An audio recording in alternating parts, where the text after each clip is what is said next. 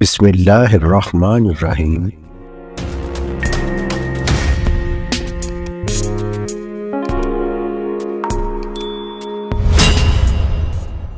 ابو ہریرہ رضی اللہ عنہ نبی صلی اللہ علیہ وسلم سے روایت کرتے ہیں کہ آپ نے فرمایا، رحم کا تعلق رحمان سے جڑا ہوا ہے۔ چنانچہ اللہ تعالیٰ نے رحم سے فرمایا ہے کہ جو تجھے ملاتا ہے میں اسے اپنے ساتھ ملاتا ہوں، اور جو تجھے کاٹتا ہے میں اسے اپنے آپ سے کاٹتا ہوں۔ ابو ہریرہ رضی اللہ عنہ نبی صلی اللہ علیہ وسلم سے روایت کرتے ہیں کہ آپ نے فرمایا، اللہ تعالیٰ نے مخلوقات کو تخلیق کیا، پھر جب وہ تخلیق سے فارغ ہوا تو رحم عرش کا پایا پکڑ کر کھڑا ہوا اور کہا کہ یہ اس کی جگہ ہے جو قطع رحمی سے تیری پناہ چاہتا ہو۔ اللہ تعالیٰ نے کہا کہ ہاں، کیا تو اس پر راضی نہیں ہے کہ میں اس سے تعلق رکھوں گا جو تیرے تعلق کو جوڑے گا، اور اس سے بے تعلق رہوں گا جو تیرے تعلق کو کاٹے گا۔ رحم نے کہا کہ کیوں نہیں، اے میرے رب میں راضی ہوں۔ اللہ تعالیٰ نے فرمایا، تم کو یہ مقام و مرتبہ دیا گیا۔ رسول اللہ صلی اللہ علیہ وسلم نے فرمایا، اگر تم چاہو تو یہ آیت پڑھ لو، پس اگر تم نے منہ پھیرا تو اس کے سوا تم سے کچھ متوقع نہیں کہ زمین میں فساد برپا کرو اور اپنے رحمی روابط پر چھری چلاؤ۔ ابو ایوب انصاری رضی اللہ عنہ سے روایت ہے کہ ایک آدمی نے کہا، اے اللہ کے رسول، آپ مجھے کوئی ایسا عمل بتائیں جو مجھے جنت میں داخل کر۔ لوگ اسے دیکھ کر کہنے لگے، اسے کیا ہو گیا ہے، اسے کیا ہو گیا ہے؟ رسول اللہ صلی اللہ علیہ وسلم نے فرمایا، بھائی اسے ہونا کیا ہے، اسے ضرورت ہے اس لیے پوچھ رہا ہے۔ پھر نبی صلی اللہ علیہ وسلم نے اس کی طرف متوجہ ہو کر کہا، تم اللہ کی عبادت کرو اور اس کے ساتھ کسی کو بھی شریک نہ ٹھہراؤ، نماز کا اہتمام کرو، زکوٰۃ دو اور صلہ رحمی کرو، تمہارا مسئلہ حل ہوا۔ اب اس کی لگام کو چھوڑ دو۔ راوی کہتے ہیں کہ ایسا لگتا ہے کہ اس وقت آپ اپنی سواری پر تھے۔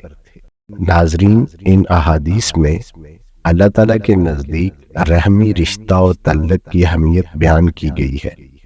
فرمایا کہ جو شخص رحمی رشتوں کے حقوق ادا کرے گا وہی اپنے ساتھ خدا کے تعلق کی امید کر سکتا ہے، اور جو شخص انہیں کاٹے گا تو وہ یاد رکھے کہ خدا اسے اپنے آپ سے کاٹ دے گا۔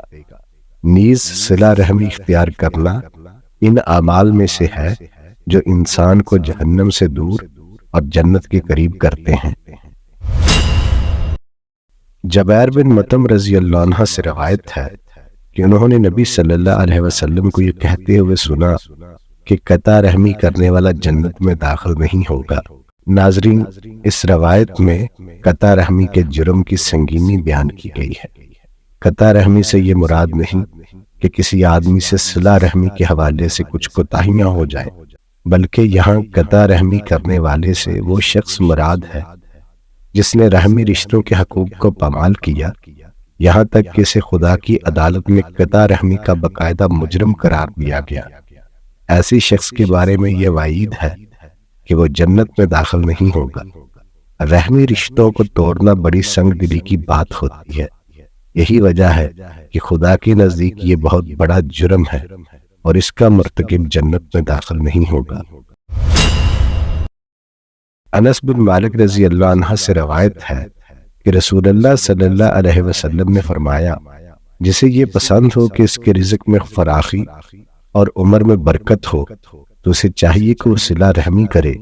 ناظرین، رزق میں فراخی اور عمر میں برکت کے الفاظ زندگی کے ہر پہلو میں خدا کی رحمت اور اس کے فضل کو بیان کرتے ہیں۔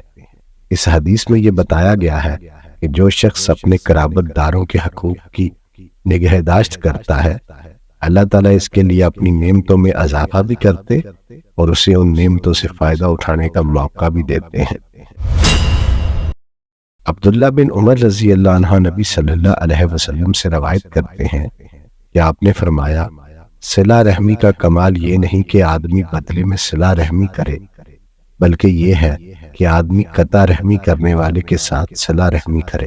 ناظرین، یہ بات درست ہے کہ اچھے رویے کے جواب میں اچھا رویہ ہی اختیار کرنا چاہیے، جیسا کہ ارشاد باری ہے نیکی کا بدلہ تو نیکی ہی ہے، لیکن اس رویے کو ہم کسی آدمی کی نیکی کا کمال نہیں کہہ سکتے۔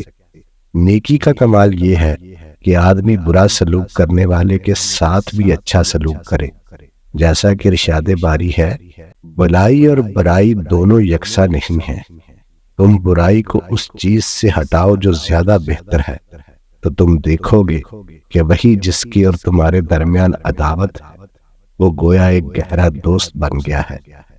یقیناً نیکی کا کمال یہی ہے کہ آدمی برائی کے جواب میں بھی نیکی ہی کرے۔